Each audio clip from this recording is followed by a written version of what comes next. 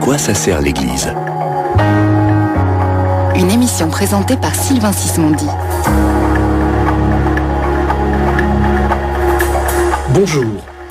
Décédé en 1968 et canonisé en 2002, Padre Pio est aujourd'hui l'une des figures de saints les plus vénérées. Attiré par cette figure extraordinaire de la foi de son vivant, plus de 20 millions de personnes auraient assisté à ses messes. Qui est Padre Pio ? Quel message pour notre foi ? Avec nous le Père Jean de Robert, son fils spirituel. Père, bonjour. Bonjour. Alors Père, vous êtes fils spirituel de Padre Pio. Oui. Qu'est-ce que ça signifie aujourd'hui concrètement ? À vrai dire, je n'en sais rien, à part que ce que je me rappelle bien, c'est que quand il m'a dit qu'il me prenait comme fils spirituel et qu'il ne me quitterait jamais, je me suis dit qu'est-ce que ça veut dire. Je fais actuellement avec ça, je vois ce que ça donne parce qu'il ne me quitte jamais. Alors vous m'aviez confié au téléphone que le jour de l'anniversaire de sa mort, vous avez une rencontre un peu spéciale avec lui. Alors j'étais à ce moment-là encore à Montmartre, et à 2h30 du matin, il m'a réveillé, et j'ai vu Padre Pio devant moi, au bout du lit. Je lui dis, Padre, qu'est-ce que tu fais ici ? Cosa fai ? Qu'est-ce que tu fais là ? Il répondait pas. Alors je me suis levé, je me suis dit, je suis en train de rêver. Hein. J'avais deux fenêtres, j'ai ouvert les deux fenêtres. Bon, il y avait des voitures qui couraient en dessous. Que je me suis retourné, il s'était retourné, il m'attendait. Alors je suis passé derrière lui, entre le lit et une armoire qui est dans mon lit. Je suis sorti de là. Je suis revenu, il était tourné dans l'autre sens, il m'attendait sans rien dire. Je lui dis, Père, écoute, moi je suis fatigué, tu le sais bien. Si tu veux me dire quelque chose, tu me dis maintenant, parce qu'il faut que je dorme. Et je me suis mis dans mon lit, et à ce moment-là, je me suis dit, mais il est certainement mort, et il vient me voir. Il vient me voir. Qu'est-ce qu'il veut me voir ? Qu'est-ce qu'il veut me dire ? Pourquoi il est là ? Padre Pio. Je lui dis bonjour, et il disparaît. Mais, remplacé par une brillance extraordinaire dans la maison, dans la chambre, un parfum fantastique, et moi je me suis endormi immédiatement. J'étais à ce moment-là donc dans ce collège d'Albert Demain. J'ai dit la messe avec une grande union avec lui, mais je ne savais pas du tout qu'il était mort. Toute la journée, j'ai été pas empoisonné, mais au contraire imprégné de cette présence. Et le soir, quand je surveillais les enfants qui sortaient du collège, il y en a un qui m'aborde, il me dit, Père, l'année dernière, vous vous rappelez, vous avez parlé du Padre Pio. Je dis oui. Vous savez qu'il est mort ? Je dis non, pourquoi ? Comment tu sais ça ? La radio l'a annoncé à midi, il est mort cette nuit à 2h30 du matin. Donc il est venu vous visiter juste avant de monter là-haut. Alors quand les enfants sont tous partis, j'ai téléphoné à un ami prêtre qui est dans la région parisienne, là. Quand je lui ai raconté ça, il s'est mis à pleurer. Je lui ai dit, mais pourquoi tu pleures ? Il dit, parce qu'à moi, il m'est arrivé la même chose. Ah bon, c'est bien. Alors ça a été comme ça le début de nos rencontres, parce qu'il est revenu très souvent après. Et alors il revient à chaque anniversaire, vous m'avez dit. À chaque anniversaire, il vient voir tous ses fils spirituels. Combien il y en a, je ne sais pas. Pourquoi ? Est-ce qu'il vient visiter ? Il vient nous voir. Par exemple, je vous raconte une chose, là. Ce qui est passé il y a 2 ans, par exemple, j'étais en train de dormir chez moi, là, à Marseille, et il me réveille. Il fait, oh, Svegliati, réveille-toi. Alzati, sors de ton lit. Sta per squillare il téléphone va sonner, et le téléphone sonne. Je dis, mais réponds.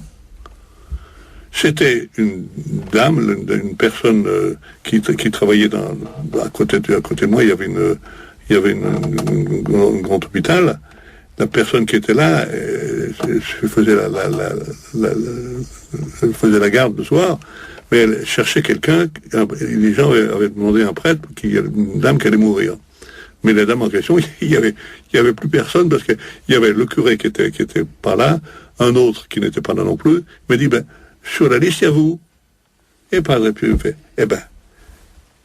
va, andiamo. Mettiti le vêtement, et il est monté dans ma voiture. Padre Pio dans ma voiture, c'est quand même pas mal.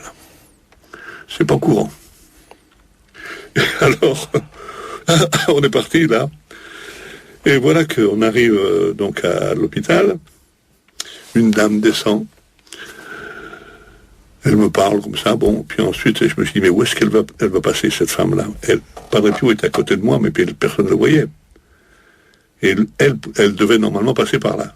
Puis d'un coup, non, comme si elle a hésité, elle a fait le tour derrière nous. Bon, on monte là-haut, on monte à l'hôpital, à la chambre. C'était la maman c'était un général. Il y avait donc 5 personnes d'un côté, 3 au milieu, 3 d'un côté, moi j'étais ici, à côté de moi il n'y avait personne, personne n'avait voulu se mettre là, Padre Pio, lui, il était derrière, juste ça. Puis il y avait 3 personnes derrière. Bon, j'ai fait le rituel qu'il fallait, et à la fin, je me suis approché de la dame pour la bénir, et Padre Pio m'accroche à la bras, comme ça, fait, lasciami passare, laisse-moi passer. Et lui va vers la dame en question, la mourante, personne ne le voit. Et il regarde la femme comme ça en souriant, et il la bénit profondément. Et il m'approche de l'autre bras, il me dit, andiamo via. On a fait 3-4 mètres tous les deux, et la dame est morte. Mais j'ai jamais dit aux parents ce qui s'était passé. C'est impressionnant. Alors on est retourné chez moi, donc je me suis assis sur le lit. Lui, il s'est assis toujours sur le même fauteuil. À chaque fois qu'il vient, c'est le même fauteuil qu'il prend. Tu connais le fauteuil. Alors, on a parlé un moment. Puis à ce moment, qu'est-ce qu'il fait? Il nous assomme un petit peu, comme si pour s'endormir. Pendant ce temps-là, il dégage. Et on se réveille tout de suite. Alors, il n'est plus là. Mais il y a une lumière extraordinaire dans la chambre. Un parfum fantastique qui dure 4 jours. Et les gens qui viennent me voir me disent, qu'est-ce que ça sent bon chez vous? Padre Pio est passé par là. Oui. Alors, Père Jean de Robert, je rappelle que vous êtes fils spirituel de Padre Pio. Vous avez écrit un best-seller qui s'appelle Padre Pio, transparent de Dieu, édité chez Ovine. Alors, Père, nous avons un quart d'heure pour découvrir la figure de Padre Pio, pour les auditeurs qui ne le connaissent pas du tout. Oui. On pourrait commencer simplement par le commencement. Il est né en 1887 à Pietrelcina en Italie. C'est ça? Oui. Alors il est baptisé le lendemain dans l'église Sainte-Marie des Anges. Et alors dès 5 ans, il aurait eu des visions mystiques. Il faut même dire une chose, c'est que il avait confié au père Agostino, qui était son père spirituel, je souffrais dès avant ma naissance. Il a toujours souffert, toujours. C'est un être qui a été vraiment marqué par Dieu dans la chose de la pénitence et de la souffrance. Et pour un chrétien d'aujourd'hui, pour beaucoup de chrétiens qui parlent beaucoup d'amour, ça paraît un peu inconcevable, c'est cette idée qu'un prêtre aimé de Dieu, particulièrement aimé, soit un prêtre qui souffre en permanence. Oui, mais ça dépend de ce qu'on veut faire, ce qu'on veut entendre par le mot prêtre, qu'on entend dans le mot souffrance. Il y avait aussi l'autre, c'est que dès l'âge de 5 ans, il jouissait de la vision de la Vierge Marie, qu'il priait 2 fois par jour à l'église. C'était un garçon silencieux, tranquille et obéissant. Il disait qu'il ne valait rien. Il disait de lui, je suis un maccherone senza sale, c'est-à-dire une nouille insipide. Alors il y a un de ses amis qui lui disait, mais vous le dites par sainte humilité, par exemple. Ensuite, il y avait aussi des choses qui étaient terribles. C'est que il était assailli par les démons de l'enfer, Et le petit Francesco, c'était son nom, se battait contre eux en hurlant dès que sa mère avait soufflé la bougie qu'ils avaient dans la maison. Il hurlait. Et les vexations diaboliques, c'est-à-dire les coups dont le démon frappait le jeune enfant, commencèrent en fait à peu près à l'âge de 4 ans, selon le père Benedetto, qui a été longtemps son provincial. C'est un tourment tel que le pauvre enfant ne pouvait même plus dormir. Il pleurait, et il suffisait que sa maman puisse ouvrir la lumière pour que les démons s'en aillent à ce moment-là. Mais c'était effrayant ce qu'il a pu souffrir, cet enfant. Effrayant. Le démon existe. Alors, en 1910, il est ordonné prêtre. Il est ordonné prêtre, oui. Et dès 1911, il parle à son confesseur et lui dit que il y a l'apparition quasiment après son ordination de stigmates déjà. Pas tout à fait à ce moment-là. La stigmatisation, il était pas prêtre encore du tout là. Il a été stigmatisé 8 ans avant avant la véritable stigmate. Il avait les stigmates invisibles, la souffrance avec ça, mais il a été stigmatisé vraiment quand il a été prêtre. Pourquoi est-ce que le Seigneur l'a stigmatisé? Pourquoi est-ce que le Seigneur permet ce genre de choses? Je dirais, vous lui demandez à lui, au Seigneur. Vous, comment vous l'avez ressenti pour vous? Ben, je l'ai vu souvent, les stigmates, je les ai vus souvent. Je l'ai vu souffrir, les stigmates. Et la souffrance qu'il avait, là, c'était pas quelque chose de simple. Hein. Je l'ai vu comme ça, des stigmates qui étaient, en fait, c'était des trous de 3 cm de diamètre dans les mains. Je me rappelle un jour, je lui ai servi la messe. C'était un vendredi. Et j'étais à genoux à côté de lui. J'avais le nez sur l'autel, là. Et il parlait avec Jésus qui était là. Il parlait, il disait, tu me feras souffrir jusqu'à ce que je tombe. Qu'est-ce qu'il fallait que je dise à cette dame qui m'a dit que je sais plus quoi. Et alors, je l'ai vu dans ses mains qui saignaient. Moi j'étais ici, il avait les mains comme ça, et le trou était là, et à travers le trou, j'ai vu la lumière de la bougie qui était là. Ça s'oublie pas, ça. Ça s'oublie pas. Alors moi je l'ai vu souvent comme ça, très souvent. Et j'avoue que c'est une chose qui m'a montré comme ça, c'était impressionnant, quoi, il n'y a pas de doute. Quand comme prêtre, qu'est-ce que ça vous a... Vers quoi ça vous a amené?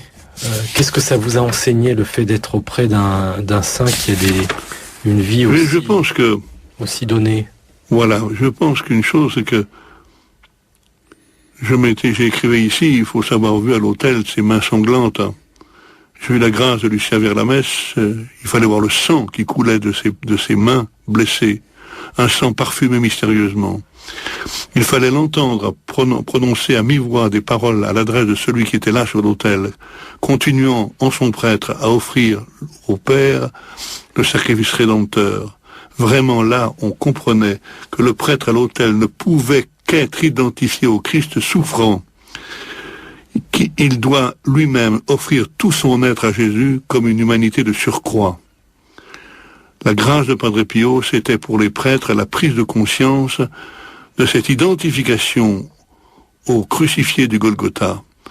Non, après avoir assisté, ou plus exactement participé, à la messe que célébrait le Padre Pio dans le petit matin de San Giovanni Rotondo, les prêtres ne peuvent plus célébrer la messe comme avant, ils sont Jésus-Christ.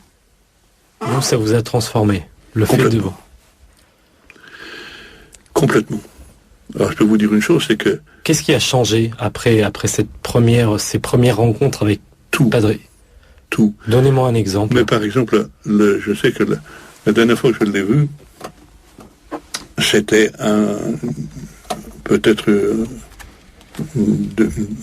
quelques semaines avant sa mort. Il m'a dit, mon enfant, prie pour que je garde la foi. Je lui ai dit, Padre, qu'est-ce que tu veux dire par là? Tu crois plus en Dieu? Si, mais c'est pas pareil. Mais tu sauras que plus on s'approche de Dieu, plus Dieu nous fait venir près de lui, plus nous nous sentons petits. Alors je lui dis, écoute père, demain, je participerai à ta messe. Pourquoi est-ce que tu veux garder ta souffrance pour toi? Qu'est-ce que ça veut dire? Qu'est-ce que tu veux dire? Je dis, moi je veux bien demain en prendre la moitié. Schémo, crétin. Ça peut pas, Toi tu le dis, mais dis-moi, je te demande ça. Et alors, il m'a fait bene capito. Le lendemain, il a dit la messe en 20 minutes, en regardant les gens, et moi en 2h30, en perdant complètement conscience de ce qui se passait autour de moi, en voyant Jérusalem tel que Jésus l'avait vu à ce moment-là, avec les mêmes mots, les mêmes endroits. J'ai vu, par exemple, là, j'ai vu Judas qui descendait, j'ai vu Judas qui embrassait Jésus, mais le Jésus en question, c'était moi. Que le Jésus en question, c'est moi qui jouais ce rôle-là. C'est moi qui ramassais le baiser de Judas, c'est un rôle d'effet quand même. Et puis, j'ai vécu toute la passion tout entière. Donc je sais exactement ce qu'a subi Jésus, où il est passé. Quand je viens à Jérusalem avec des gens comme lui, par exemple, je dis, Jésus, il est passé ici, là, mais pas ici. Il est passé là, parce que je sais où il est passé. Et j'ai compris que Jésus, dans sa passion, n'avait pas voulu vivre comme le Fils de Dieu, mais comme un homme souffrant et apeuré devant ce qu'il allait attendre. J'ai assisté à la flagellation atroce, épouvantable. J'ai vu Jésus qui était couvert, qui avait reçu la croix. Ensuite, la crucifixion et les cris qu'il a donnés à ce moment-là, parce que c'était horrible. Je l'ai vu, j'ai vécu tout ça. Marie qui était là aussi.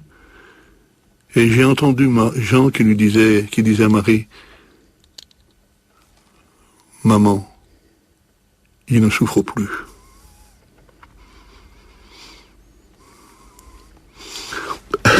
C'est-à-dire que quand le Padre Pio célébrait la messe, il revivait... Il revivait exactement ça. Et moi, il m'a donné cette grâce-là, je pense que c'est une grâce. Quand je suis sorti de cette chose-là, j'ai pensé beaucoup. Je me suis dit, Seigneur, pourquoi tu m'as fait vivre ça? Et j'ai compris que le Seigneur m'avait donné cette grâce pour aider les gens à la comprendre. Que c'est bien beau de raconter des tas d'histoires quand on est prêtre. Mais quand on dit, voilà ce qui s'est passé, voilà ce que Jésus a fait, et voilà où il faut que nous allions, nous aussi. Là, ça commence à changer un peu. Il y a des gens qui sont convertis, là. Parce que moi, alors, j'avoue une chose aussi, c'est que toutes les messes que je célèbre, c'est la même chose. Personne ne s'en rend compte, mais c'est comme ça. En tout cas, il a rencontré des millions de personnes, vraiment sont venues assister à sa messe. Et il avait un charisme de confesseur extraordinaire, vous l'avez dit dans la précédente émission, il voyait vraiment dans les âmes. Oui. Alors, parmi les dons qui sont impressionnants, c'est le don de bilocation. Oui. Alors, qu'est-ce que c'est? Il est présent ici et après, et à côté aussi. Il allait voir les gens. Il avait par exemple la chose la plus impressionnante que c'était un prêtre, c'était un homme, un prêtre du sud de l'Italie, du sud de la il était, je sais plus où là.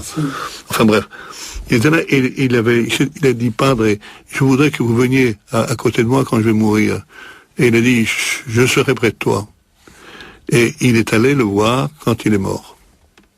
C'était un capucin qui était qui était prêtre au centre de pas très loin de Jérusalem, pas très loin de non, au milieu du, je sais plus dans quel pays c'était. C'est peut-être pas très important. Peu important.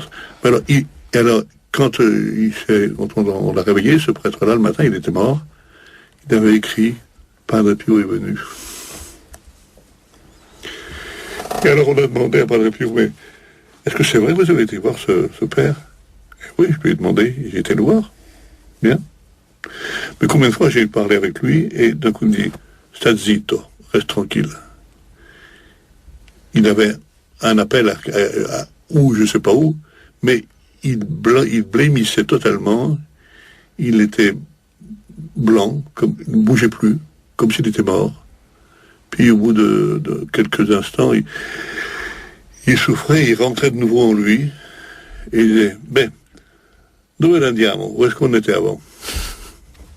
Père Jean de Robert, pour un auditeur qui écoute et qui est touché par vos propos et qui aimerait connaître la figure de Padre Pio, qu'est-ce que vous lui conseillez comme ouvrage?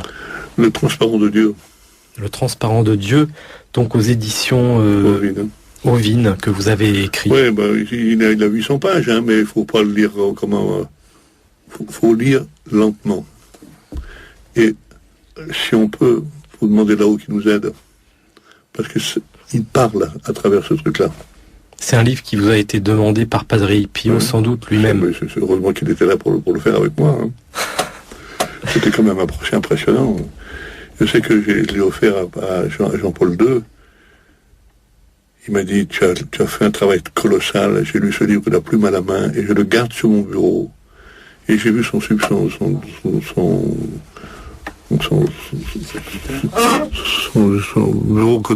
homme à côté, comment il s'appelait le père, il est cardinal maintenant, Zivitch. Il m'a dit, il le lit tous les jours. Père Jean de Robert, merci de nous avoir fait découvrir... je voudrais vous dire des tas de choses. C'est trop tard, malheureusement. On vous réinvitera une autre fois pour une prochaine émission.